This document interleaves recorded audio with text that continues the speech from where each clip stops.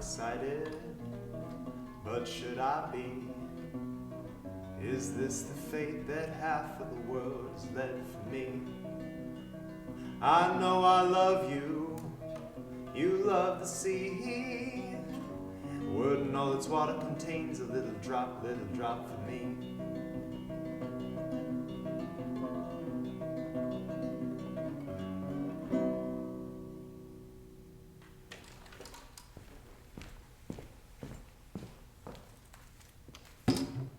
Are we gonna cut that? I think, Roll it?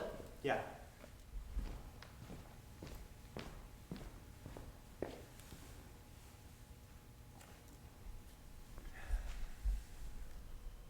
Off the rails.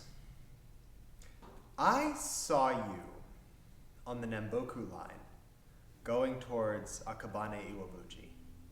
You got on at Ichigaya at about 8 a.m. You were a foreigner like me, but I don't think you were a tourist. You were wearing black tights and had blonde hair and a green hat. You sat right across from me. You were reading The Brief Wondrous Life of Oscar Wilde. I noticed that especially because I haven't seen anyone else reading a book from the States for months. There weren't too many people on the train. I looked over at you, and you saw me, and you smiled for a second.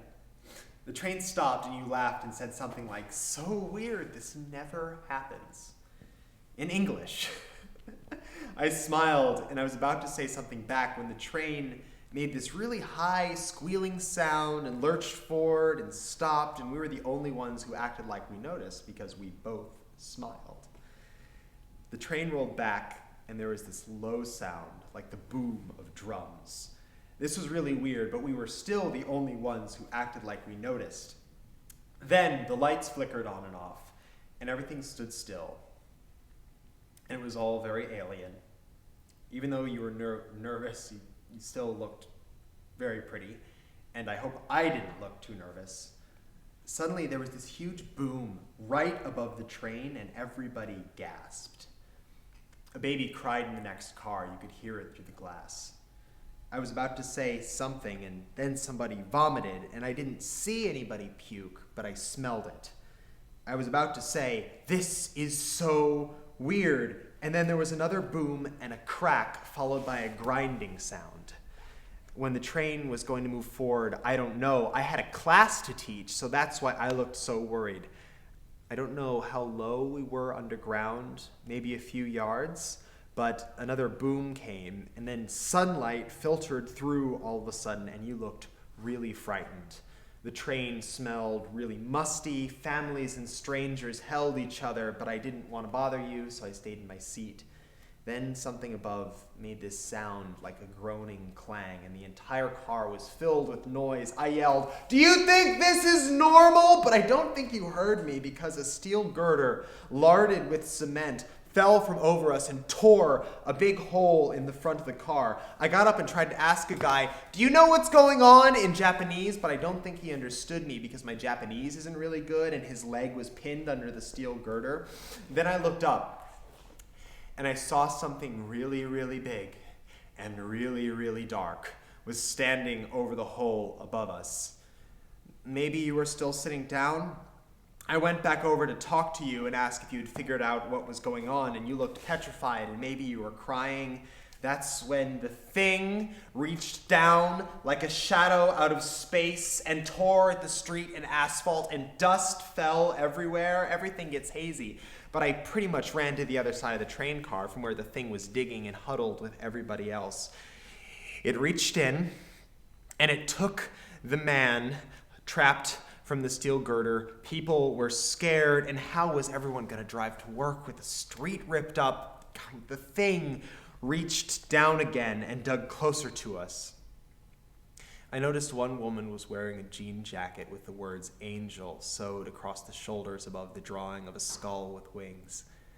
I don't know why I noticed this while our train was being eaten, but I thought it was pretty cool. Then there was this enormous gust of hot wind.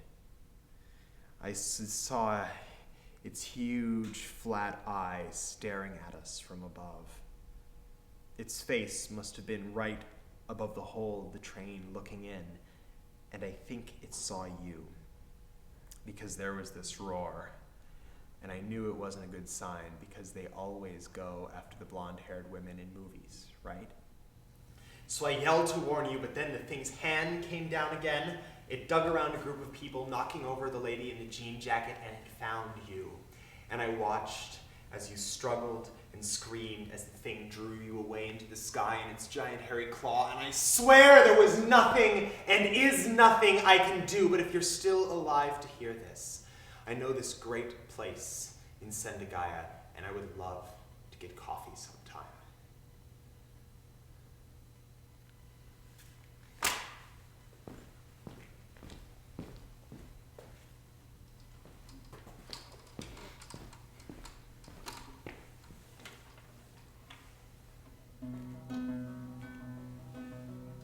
I'm not excited, but should I be?